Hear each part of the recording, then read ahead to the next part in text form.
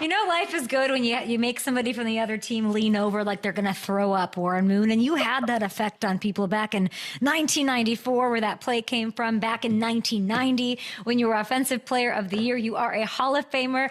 I love you. I'm sad I'm going to miss you at the Hall of Fame in a couple of years. How can I make that up to you? Let's just talk about it. You know, I've only asked you on a couple of dates, and you turned me down on my first time I asked you on a date. I mean, why? Why? You got a better offer? What's the deal? I don't. Oh my gosh. We tried so hard to make it happen. I would love to join you in Canton. Let's just talk about it. We're going to be there. Unfortunately, I cannot make it work. I got to, and listen, if it was I would love to say it was something great. It's something not. Special. He's very special. No, I've got nothing. Can you pray that into the universe for me, Warren? You will be in Canton, where we are missing our first date together. Can you tell me what you'll be doing? I will be doing a lot that weekend. That is one of the busiest weekends of the year for me. I'm on the board of the Pro Football Hall of Fame, as well as the advisory board for the players. So there's a lot of things going on. I'm involved in our Board of Trustees dinner on Wednesday night. Of course, we have the opening of the season on Thursday night with the Hall of Fame game.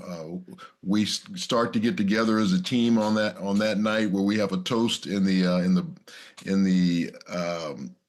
bus room where all the busts are. All the Hall of Famers get in there, and we have a toast to kind of toast the season getting started.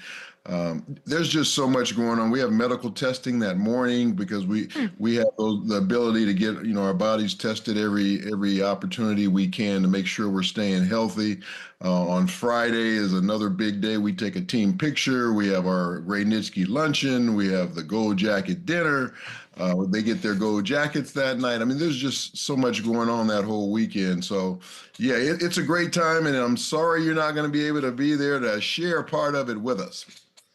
But I can't wait to follow you on that. It sounds like you wouldn't even have time for me, Warren. Of course, I'd slip you in there. No question.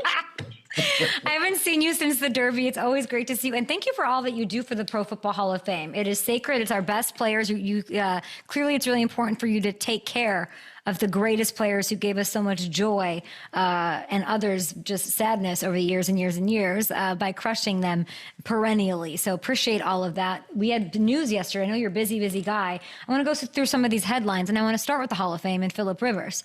He retires as a Charger. I made my case for not first ballot. I'm not even saying in the next couple of years, but we are doing this thing where we are putting so much emphasis on the Lombardi right now. It used to not be that way. What are your thoughts on Phillip Rivers retiring as a Charger, but what are your thoughts on him being a Hall of Famer? Yeah, I think he's definitely a Hall of Famer at some point. I just don't know when that is. Everybody talked about Eli Manning last year being a first ballot guy, and a lot of people were surprised when he didn't get in. But it's not an easy group to get into. And this year we're only bringing 4 guys in, which is one of the lower numbers we've had in a while. And I think it's for good reason, because we want to make it a very selective group that gets into the Hall of Fame. So definitely, Phillip's career has been a Hall of Fame type of career, and I think he will get in one day. Do you think that, in general, as a Hall of Famer, who cares about the Hall of Fame, is too much emphasis being placed on a Lombardi? I think in the quarterback situation, yes. No question, because the Hall of Fame is more of an individual award. And the Lombardi is a team award. You can't win a Lombardi without a great football team behind you. Some guys are fortunate enough to be on those types of teams. Some guys are not. And we've had some great players that are in the Hall of Fame that weren't fortunate enough to be on Super Bowl teams, me being one of those. So that doesn't mean you're not a Hall of Fame or haven't had a Hall of Fame career just because you didn't win a championship in football. And we've seen a lot of different cases of that. You look at Dan Marino, who's in there. You look at Kelly, who's in there. You look at Dan Fouts, who's in there. I mean, I can name a lot of different guys who are in the Hall of Fame that didn't win Super Bowls, but they had great careers over a long period of time. And at the quarterback spot, especially with what you're talking about, I think you're totally right. I was looking at his numbers. But, Jim Kelly, Fran Tarkenton, you getting, I feel like it used to not be as weighted as it is now, but it is more competitive and it is sacred. And I do love that the NFL and the Pro Football Hall of Fame have made it a little tougher to get in. Even that said, Philip hopefully gets in at some point, as you just eloquently said. Now, I think we'd like somebody on the Titans that's a quarterback to get into the Hall of Fame again at some point. Is that Cam Ward? Big news yesterday. Will Levis. I did not see this coming. He's done for the year. The general reaction, Warren, was, if Cam somehow wasn't the starter, he is now. It's not even a big deal. Is there anything that is lost in not having Will, who probably won't be around the team very much, not having his presence around for Cam? Well, I don't know if he's the actual guy that you want there, but I would like to see them have some type of veteran behind Cam that's not a threat to his job, somebody that can really give him guidance and kind of show him the way, but not really competing for his job. And that's what I think would be valuable for him, being a new quarterback, a young quarterback coming into this league. Will is going to be a guy who's going to want to play. He's going to want to compete. He's going to want to try and take that job from Cam. I just don't think that's the best situation for two young quarterbacks battling it out like that. I would much rather see, like I said, a guy who's been in the league, who knows he's not going to be the starter there, but is definitely going to be a value to Cam to help him along his way, because he's going to be faced with a lot of things along the way that he's never experienced before, and hopefully he could have somebody there to kind of just bounce things off of. And there's just been so much change in that team, on that team, whether it's coaching, whether it's players, personnel, all of that, Will Levis, it was a bit of stability there. There are some interesting options that I'd like to throw your way. And you tell me if you were calling the shots, and I'm convinced that you do, or at least have a little bit of an input. Who's interesting to you as a veteran? Ryan Tannehill, I think, is very interesting. He has not officially hung it up. I like that. Carson Wentz, Tyler Huntley, Teddy Bridgewater also out there. Which veteran do you like? Probably Teddy Bridgewater. If he was really serious about coming back, I know he's doing some other things with his life. I think he's coaching now, from what I understand. But he'd be a good guy to be behind, because I don't think he feels like he's going to be the starter there, and he would be a good guy for him to feed off of. He's an African American, so he's got that relationship that he can understand a little bit more. All those things are very, very important when you're playing quarterback in the NFL. So I think Teddy would be a good guy for him to mentor off of. Great points by you. He is coaching high school, but he did come back and play last year for the Lions.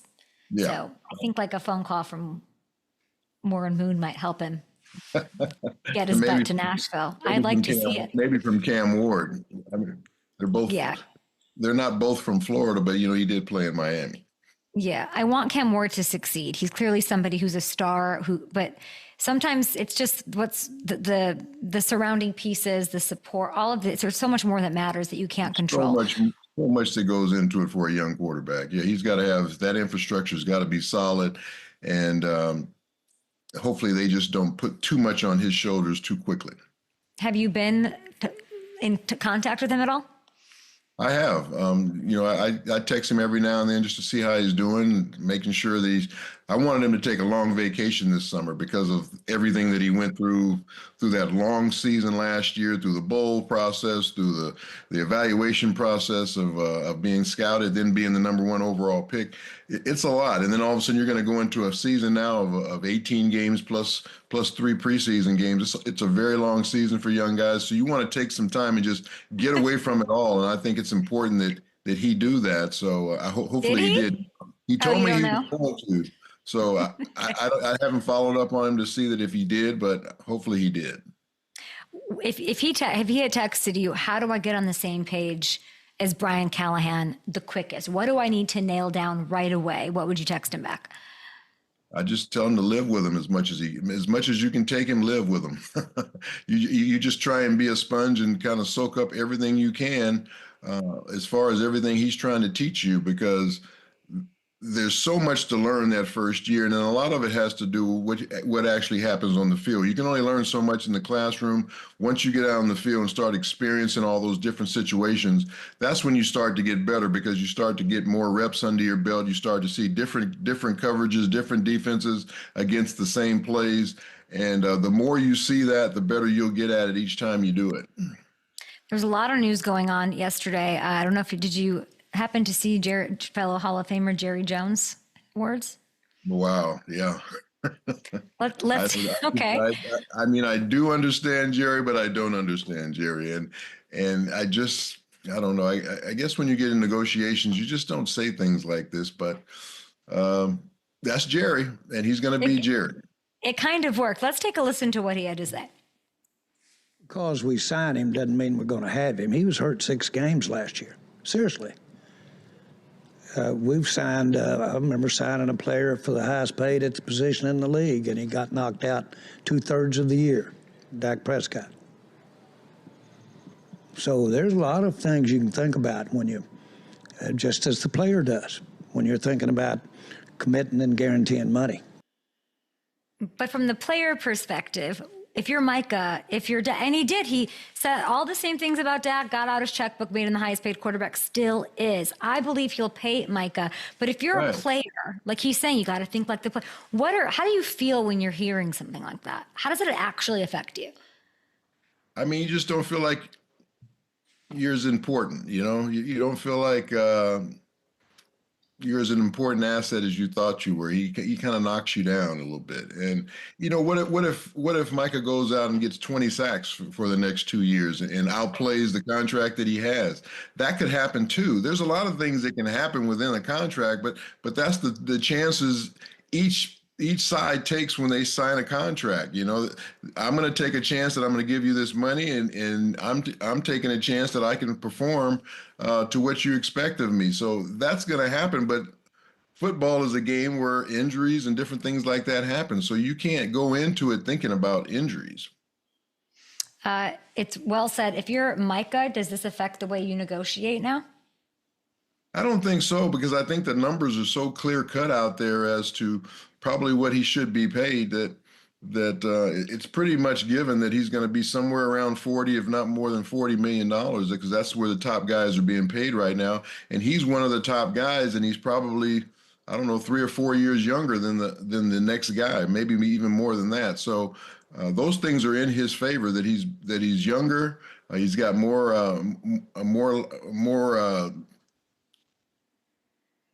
career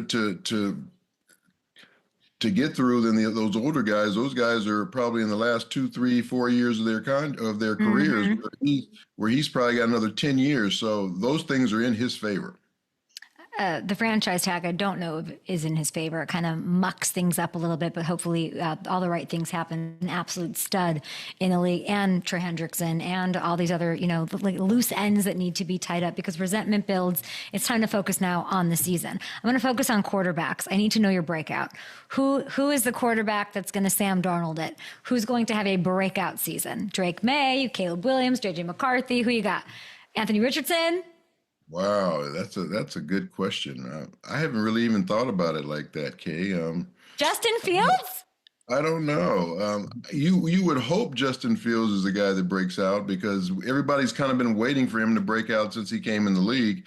He's shown a lot of different flashes. He's shown that he has, great ability, but he hasn't done it on a consistent basis. So if you're the Jets, you want him to break out this year, because they have a really good roster, and I think they have a chance to make some noise in that division if they get good quarterback play. Well said. We're going to take a TV break, still live on YouTube, so don't say anything too crazy. Hall of Famer Warren Moon will be right back. Okay, love the Justin Fields pick, but now, we have Josh Allen, MVP, Lamar Jackson, Joe Burrow. They wrecked the league last year. They crushed it. They're all still chasing a ring. Which one of those 3 do you think has the best shot to get one this year? I think Lamar. Really?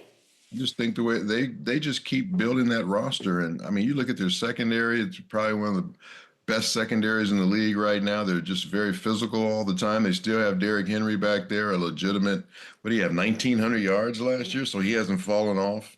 All his receivers are back. So yeah, that's a team that's right there ready to go. And Josh Allen, they'll be right there too. But I think it depends on who plays who in the playoffs, because if you have to go through, say, playing both Kansas City and Baltimore, if you're Buffalo, and the same thing if you're the Ravens, you got to play both of those. But to get to the Super Bowl, it's going to be a little bit tougher. But if you only have to play one of them, that'd be great. Oh, Warren, the way the internet's talking, the Chiefs aren't making the postseason. They're done. Yeah. They're over. Their window's over. Your thoughts on that? Everybody's on that recency bias thing. They saw a dominating performance in the Super Bowl, and they just think they're not a good football team anymore. They're still a really good football team, and they've improved themselves in the places where they needed to. Ooh, you are not sleeping on the Chiefs, and I love that. Okay, Hall of Fame weekend, so many festivities. Your dance card is booked. It'll be so fun. Here's the Hall of Fame class just to tell everybody what'll be going on next week, and of course the Hall of Fame game. But here, Eric Allen, Jared Allen, friend of the show, Antonio Gates, Sterling Sharp. Very, very exciting. What are you most excited for? I'm just excited for all four of those guys because they've all waited a long period of time to get in, and they're all getting their chance. Sterling Sharp is a guy that I played against when I was in the league. He was considered one of the best receivers in the league at the time. His career ended because of an injury, so he didn't have a long career, and I think that's what's hurt him to take this long to get into the Pro Football Hall of Fame. So I'm really, really happy for him. And he and Shannon being the first brother combination to go in the Pro Football Hall of Fame, that's pretty exciting, a great storyline to build off of. So, yeah, this isn't the most glamorous class because you don't have, the flashy type players in this class, but these are all solid, really good football players that deserve to be there. I'm thinking about this NFLPA, just the way you always talk, this NFLPA shakeup that's gone on. Oh, Can I nominate you? Will you take over? Would you do that gig? I've been asked, but I'm just not interested at this time in my life to do something like that. But really, there definitely needs some really good new energized leadership, and I think it needs to come from a much younger guy as well. The Players Association had such a great it had such a solid foundation when Gene Upshaw was there, and the players were united, and the league and the players got along very well, and a lot of progress has been made. But this last situation is just very ugly all the way through it. And there's a lot of heads that need to roll on this thing and get it back on the right track. We have about 10 seconds. If you're not going to do it, a lot of work to get it done, and I'm not at that stage. If you don't want to do it, nominate one person you think who would do a good job. Oh my God. Troy. Really? Yeah. Troy should have been out right after Gene Upshaw, but he has a pretty good job with the NFL right now. He does. He would be a guy that would get that thing turned around and straightened out. Give him Troy for president. We like to hear it. You thought that I gave me a heads up. I would have better answers for it. Warren, I think you should do it. I'm nominating Warren Moon for president of the NFLPA if he wasn't having too much fun in his life. Appreciate you. We will be back tomorrow. Hall of Famer Warren Moon, you are a legend. Thank you. Great to be with you as always, Kay. As always.